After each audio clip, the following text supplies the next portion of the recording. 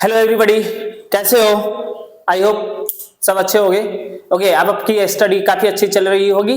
Okay, तो आज हम फिजिक्स के एक चैप्टर पढ़ेंगे, atomic structure. Atomic structure modern physics 1 में पढ़ाया जाता है और जेई पॉइंट ऑफ व्यू से देखा जाए तो काफी इंपॉर्टेंट टॉपिक है। ओके, इससे एवरी ईयर एक ना एक क्वेश्चन आते ही हैं। ओके, तो मॉडर्न फिजिक्स 1 में एटॉमिक स्ट्रक्चर पढ़ाया जाता है। तो एटॉमिक स्ट्रक्चर पढ़ते हैं। Let's start. Atomic structure topic का नाम है। एटम के बारे में आप सब जानते होंगे, क्योंकि बिना एटम के आप केमिस्ट्री पढ़ते ही नहीं होगे। एलिमेंट एटम से बने हुए थे। Atom is building blocks of है ना मैटर। कोई भी मैटर क्या चीज से बना हुआ था? एटम से।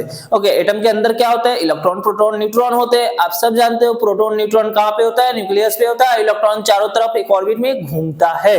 आप सब अच्छे से जानते होंगे, मुझे बताने की कोई जरूरत नहीं है। ओके, जो इंपॉर्टेंट पॉइंट है हम वो बताते जाएंगे। 1897 में जे थॉमसन करके एक साइंटिस्ट थे, उन्होंने एक एक्सपेरिमेंट किया और उस एक्सपेरिमेंट में इन्होंने पता किया तो atom is a positively charge sphere है, जिसमें इलेक्ट्रॉन यूनिफॉर्मली डिस्ट्रीब्यूटेड है, यूनिफॉर्मली नॉन यूनिफॉर्मली में भी डिस्ट्रीब्यूटेड है। ओके, तो जे थॉमसन मॉडल समझते हैं। जे थॉमसन करके साइंटिस्ट हैं जिन्होंने इलेक्ट्रॉन की भी डिस्कवरी की थी। 1897 में उन्होंने एक मॉडल दिया था। उस मॉडल का नाम होता है watermelon model, plum pudding model या एप्पल पाई भी मॉडल बोला जाता है। Watermelon model.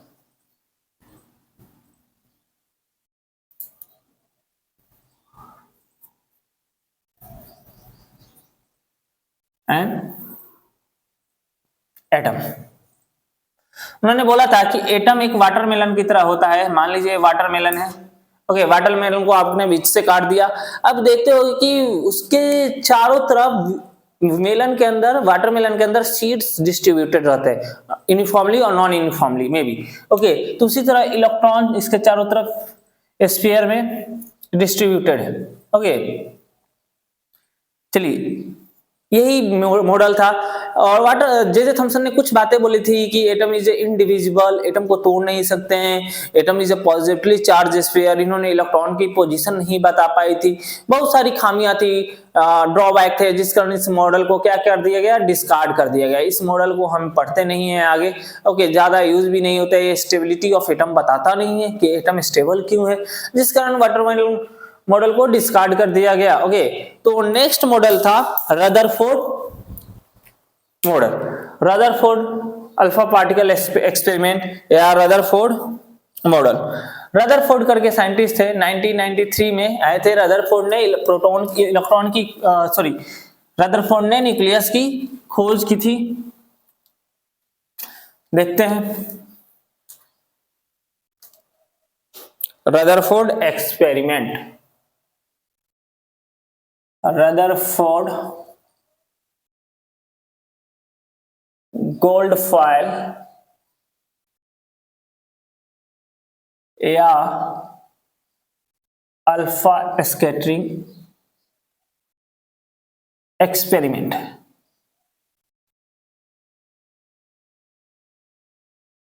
इस अल्फा स्कैटरिंग एक्सपेरिमेंट या गोल्ड फॉयल एक्सपेरिमेंट में रदरफोर्ड ने क्या किया कि एक गोल्ड का मेटल फॉयल लिया, गोल्ड मेटल का एक फॉयल लिया।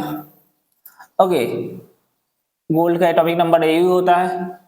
ओके, एक गोल्ड का फाइल लिया, पतली सी थीन फिल्म ली, फाइल ली, बहुत पतली सी फाइल ली, और उस फाइल पे उन्होंने अल्फा पार्टिकल को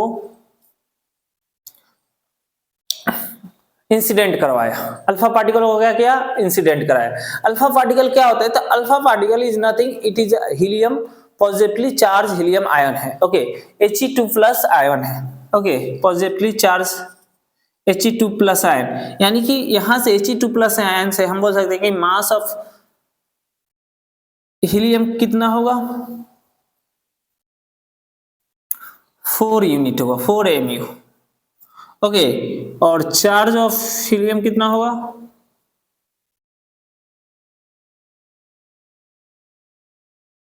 हीलियम आयन का अल्फा का मास ऑफ अल्फा लिख लीजिए, alpha. Okay, charge on alpha कितना होगा? चार्ज ऑन अल्फा होगा 2e, twice of electronic charge. Okay, 2e। Electronic charge कितना होता है 1.6 इंटू 10⁻⁻19 कूलम। इन्होंने इस पे बम्बार्ड कराया कि देखा कि most of alpha particle cross कर जा रहे हैं, पास कर जा रहे हैं। इन्होंने क्या देखा कि most of alpha particle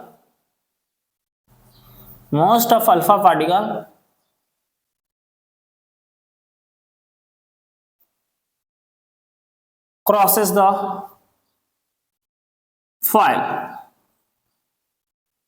file को क्रॉस कर जा रहे हैं। ओके, 1/8000 रिफ्लेक्ट बैक हो जा रहा है, टकरा के वापस चला जा रहा है। एक 8000 में से 1/8000 रिफ्लेक्ट बैक हो जा रहा है। ओके, मैं इस मॉडल को और थोड़ा सा डीपली में एक्सप्लेन करता हूं।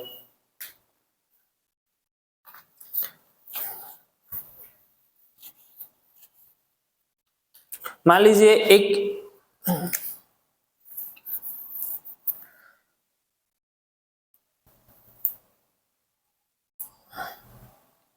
गोल्ड का एटम है ए। ओके, इसमें अल्फा पार्टिकल आ रहे हैं, बहुत सारे अल्फा पार्टिकल। तो most of alpha particle undeviated पास कर जा रहे हैं। मोस्ट ऑफ 99% अनडेविएटेड पास कर जाते हैं।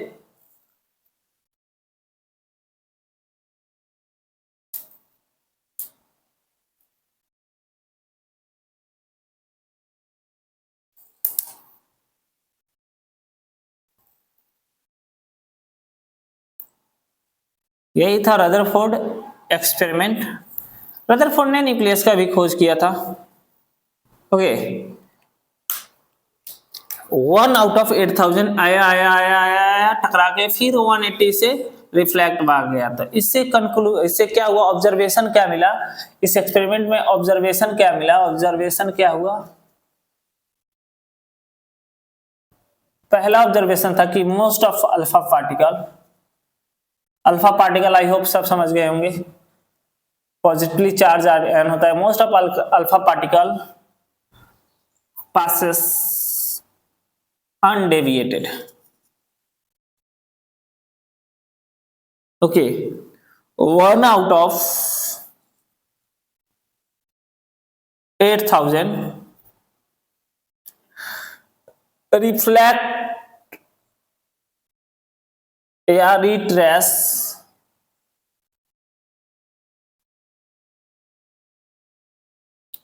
Its path. ओके, 8000 में एक क्या हो जाता है, अपने पाथ को रिट्रेस कर जाता है। कुछ होता है सम रिट्रेस या reflect its path, some alpha particle deflect at certain angle. कुछ एंगल पे डिफ्लेक्ट हो जाते हैं। जैसे देखिए, कुछ है जो न्यूक्लियस के बहुत पास होंगे वो ऐसे डिफ्लेक्ट करके चले जाएंगे। जो न्यूक्लियस के पास वाले होंगे वो क्या होंगे, कुछ डिफ्लेक्ट हो जाएंगे। यानी कि इससे ये था, ऑब्जर्वेशन क्या हुआ था रदरफोर्ड एक्सपेरिमेंट की, most of alpha particle gold के एटम से अनडिफ्लेक्टेड पास कर रहे हैं। ओके, कुछ सर्टेन एंगल से पास कर रहे हैं और 1/8000 180 डिग्री से रिफ्लेक्ट बैक हो जा रहा है, अपने पाथ को रिट्रेस कर जा रहा है। तब इससे इन्होंने कंक्लूजन उन्होंने ये निकाला कि इससे कंक्लूजन उन्होंने क्या निकाला, इससे इन्होंने कंक्लूजन ये निकाला कि most of the part of an atom is empty. Conclusion, most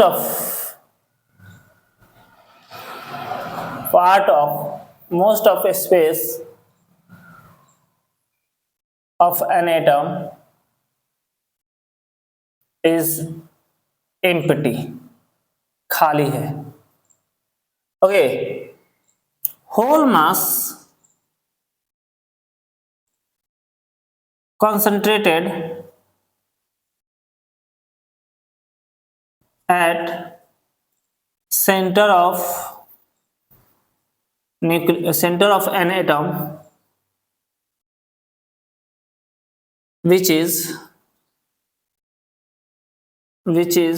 nucleus। Nucleus is made of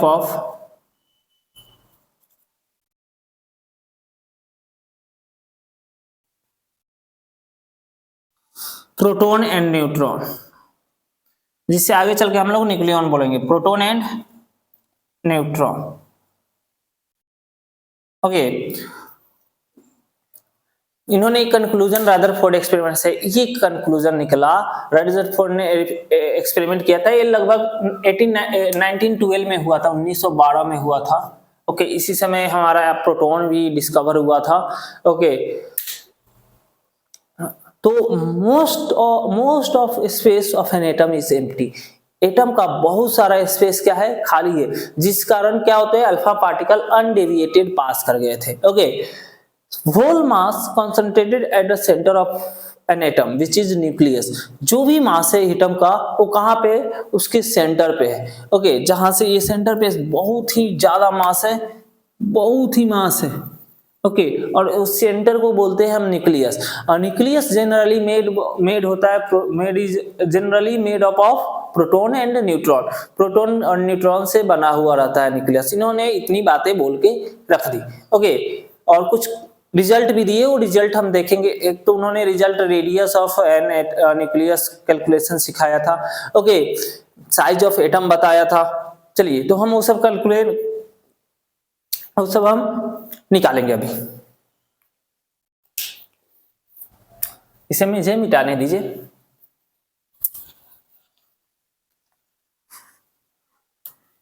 अच्छा, इन्होंने गोल्ड का ही मेटल क्यों लिया, अदर मेटल क्यों नहीं लिया?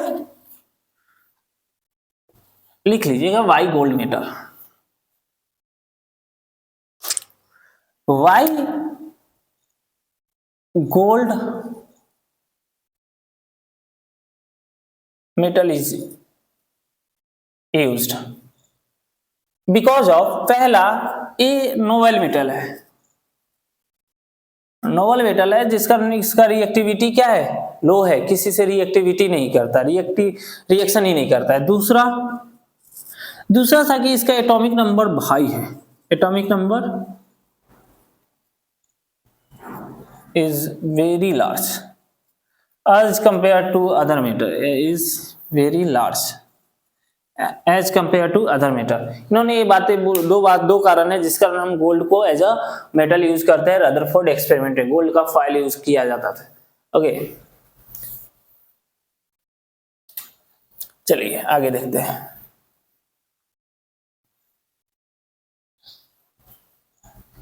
आगे था थोड़ा सा प्रोटॉन, न्यूट्रॉन, इलेक्ट्रॉन के बारे में पढ़ लेते हैं। मैं इधर लिख देता हूं, proton, neutron, electron. Okay, discovered by, ये सब मैं नहीं लिखूंगा, केमिस्ट्री की टर्म में कभी कुछ नहीं, किसने किसका डिस्कवर किया, प्रोटॉन का डिस्कवर किसने किया, इलेक्ट्रॉन का किसने किया, न्यूट्रॉन का किसने किया। इलेक्ट्रॉन का खोज किया था जे थॉमसन, न्यूट्रॉन का जेम्स चाडविक, और प्रोटॉन का आप बताइएगा कौन सा, रदरफोर्ड किया था क्या? नहीं, रदरफोर्ड नहीं किया था, रदरफोर्ड ने न्यूक्लियस का खोज किया था। ओके, 1912 में हो गया था प्रोटॉन, 32 में न्यूट्रॉन, और 1897 में इलेक्ट्रॉन। 1893 में एक्सपेरिमेंट हुआ था, कैथोड्रे एक्सपेरिमेंट, उसमें इलेक्ट्रॉन की डिस्कवरी हुई थी। ये सब जानने की जरूरत नहीं। प्रोटॉन का आप पता कीजिएगा, देखिएगा, मास लिखते हैं और चार्ज लिखते हैं। ओके, प्रोटॉन का मास होता है 1.672 इंटू 10 के पावर -27 kg। वहीं पे न्यूट्रॉन का मास होता है 1.674, हल्का सा भारी होता है, हेवी होता है प्रोटॉन, न्यूट्रॉन प्रोटॉन से 10 टू द पावर -27 kg। वहीं पे इलेक्ट्रॉन का मास होता है 9.01 into 10 to the power -31 kg। Okay, इस पे चार्ज होता है प्लस ई। ओके, ई का वैल्यू होता है 1.6 into 10 to the power -19 coulomb, आप इलेक्ट्रो स्टेट में पढ़े होंगे। ओके, न्यूट्रॉन पे जीरो चार्ज होता है, न्यूट्रॉन न्यूट्रल होता है। ओके, और इलेक्ट्रॉन पे चार्ज कितना होता है? सेम होता है, माइनस का ई होता है -1.6 into 10 to the power -19 coulomb. Okay, proton, electron, neutron पे चार्ज होता है। चलिए आगे चलते हैं। रदरफोर्ड का पूरा नाम था अर्नेस्ट रदरफोर्ड। नहीं पूछेगा कभी एग्जाम में, मैं गारंटी के साथ बोल सकता हूँ। ओके, थोड़ा सा एक और बात देखते हैं। जो रेडियस ऑफ न्यूक्लियस होता है वेरी स्मॉल होता है, रेडियस ऑफ न्यूक्लियस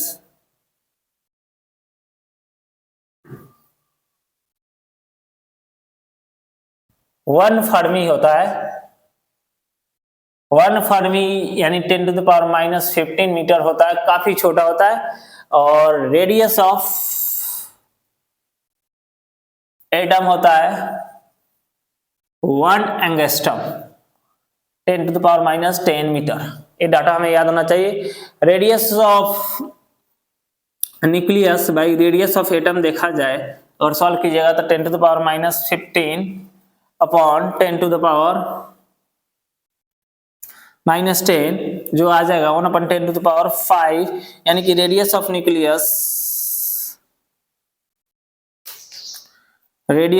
एटम के 10⁵ टाइम्स है, यानी कि radius of atom 10⁵ times radius of nucleus, means radius of nucleus 1,00,000 10⁵ times छोटा होता है रेडियस ऑफ एटम से। अच्छा, एक फॉर्मूला होता है radius is directly proportional to 1 के power atomic number of nucleus के power 1/3 r equal to r0 a⁻⁻1/3। ये हम सिखाएंगे, अभी निकालना सिखाएंगे, लेकिन फिलहाल के लिए याद कर लीजिए रेडियस कैसे निकाला जाएगा।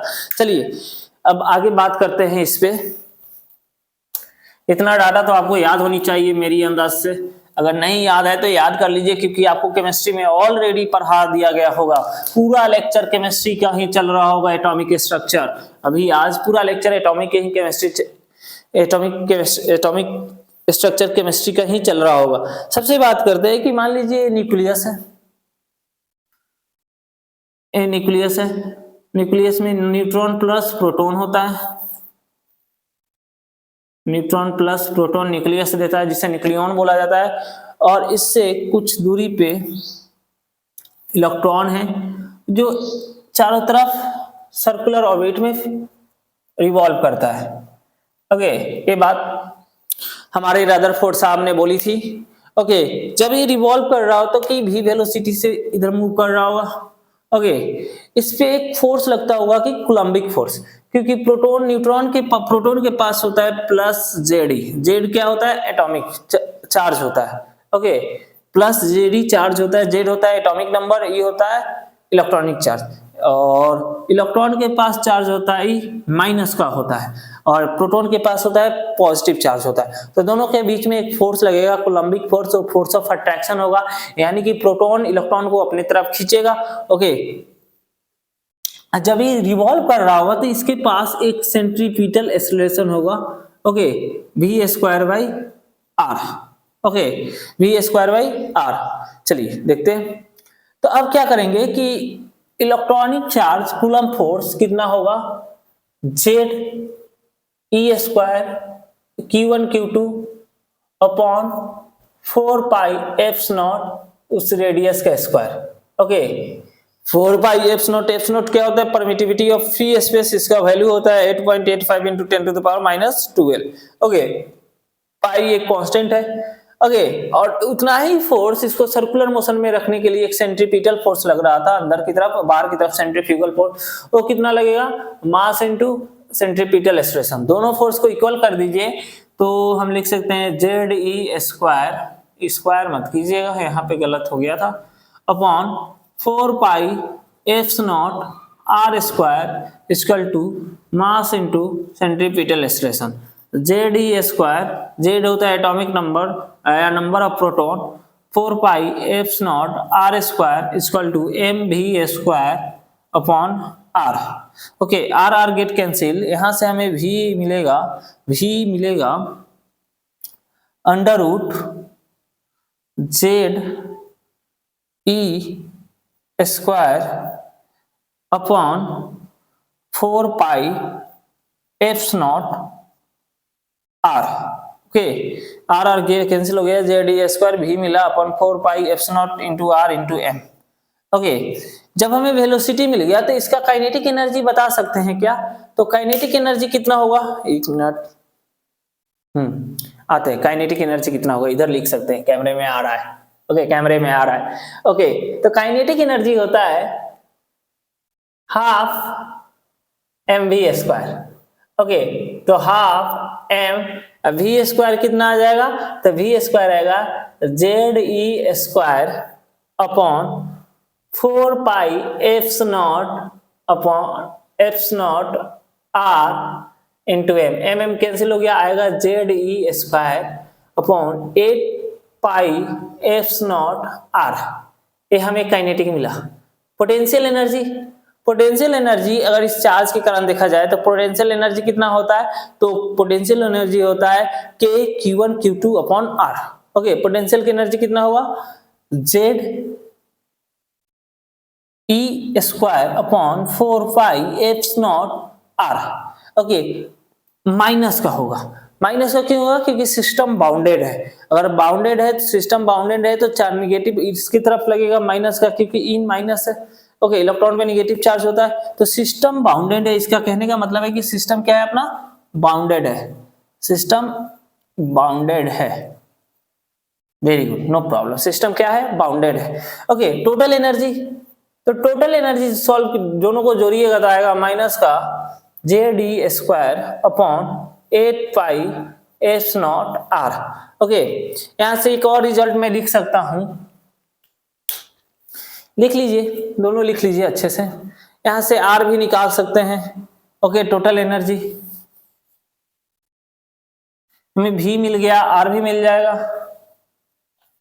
ओके, अब सुनिएगा, kinetic energy is mode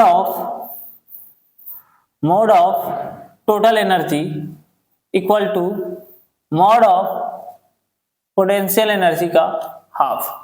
okay, potential energy का हाफ, ये याद रखिएगा, बहुत बार पूछा गया है। ओके, मॉड ले लिए, यानी कि पोटेंशियल एनर्जी नेगेटिव आ रहा था, हम इसका मॉड बना के पॉजिटिव कर दिए। टोटल एनर्जी भी नेगेटिव आ रहा था, मॉड बना के हम लोग पॉजिटिव कर दिए थे। चलिए आगे बढ़ते हैं। ओके, अब थोड़ा सा हम ड्रॉबैक देखते हैं, रदरफोर्ड का ड्रॉबैक क्या था। तो रदरफोर्ड ने यही बात किया था, जो इलेक्ट्रॉन होता है वो एटम के चारों तरफ सर्कुलर ऑर्बिट में घूमता है, और जो एक्सेलरेटेड रहता है, इलेक्ट्रॉन जो रहता है एक्सेलरेटेड मोशन करता है। ओके, ड्रॉबैक खत्म करके उसके बाद बोर्स मॉडल हम स्टार्ट करेंगे।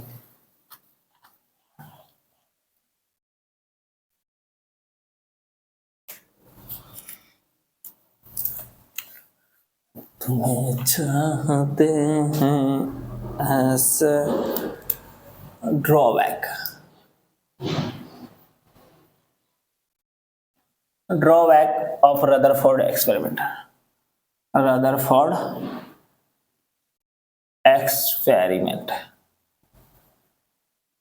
रदरफोर्ड के एक्सपेरिमेंट में ड्रॉबैक क्या था। रदरफोर्ड ने बोला था कि न्यूक्लियस जो भी मास होता है सेंटर पे होता है, और वो न्यूट्रॉन प्रोटॉन से बना रहता है, और इलेक्ट्रॉन इसके चारों तरफ रिवॉल्व करते हैं, एक्सेलरेटेड मोशन करते हैं।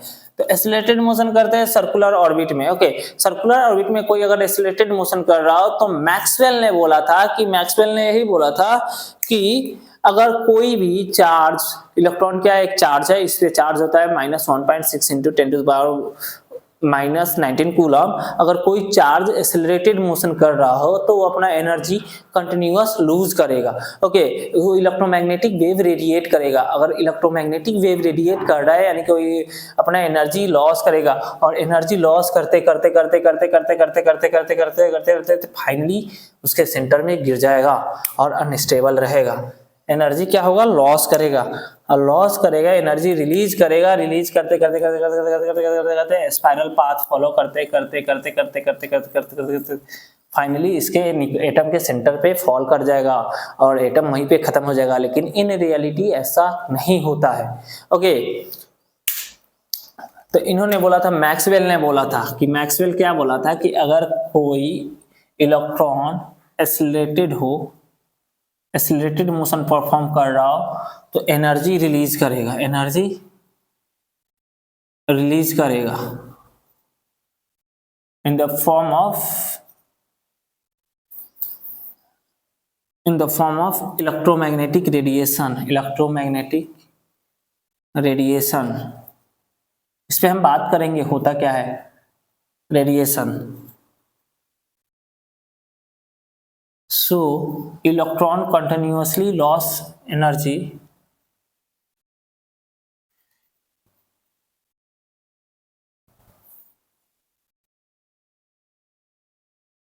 and finally collapsed in center of atom. लेकिन ऐसा होता है नहीं। ओके, इन्होंने हाइड्रोजन स्पेक्ट्रम को एक्सप्लेन नहीं किए थे। हाइड्रोजन एक्सपेरिमेंट क्या होता है, स्पेक्ट्रम क्या था कि मैक्सवेल ने बोला था कि इलेक्ट्रोमैग्नेटिक रेडिएशंस इमिट करेगा, एनर्जी लॉस करेगा, तो फाइनली जो स्पेक्ट्रम होना, ऑब्जर्व स्पेक्ट्रम होना चाहिए वो कंटिन्यूअस होना चाहिए। लेकिन देखा गया कि यार जो ऑब्जर्व स्पेक्ट्रम है वो डिफिनिट है और उसका फ्रीक्वेंसी डिफिनिट है, ओके, फिक्स्ड है, तो जिस कारण क्या होगा, ऐसा हुआ नहीं। तो रदरफोर्ड की बातें क्या थी, गलत थी। चलिए, तो यहीं तक था रदरफोर्ड एक्सपेरिमेंट। आई होप आप सबको समझ में आया होगा। ओके, रदरफोर्ड एक्सपेरिमेंट में मैंने वेलोसिटी निकालना सिखा दिया, काइनेटिक एनर्जी निकालना सीखे, ओके, फिर पोटेंशियल एनर्जी, टोटल एनर्जी, फिर हम रेडियस निकालना सीखे, ओके। उसके बाद हमने वाटरमेलन मॉडल देखा। तो आज के लिए इतना ही। आई होप आप सब अच्छे से देखे होगे, अच्छे से एक एक बात लिखे होगे, नोट्स बनाए होगे। तो thank you and have a nice day.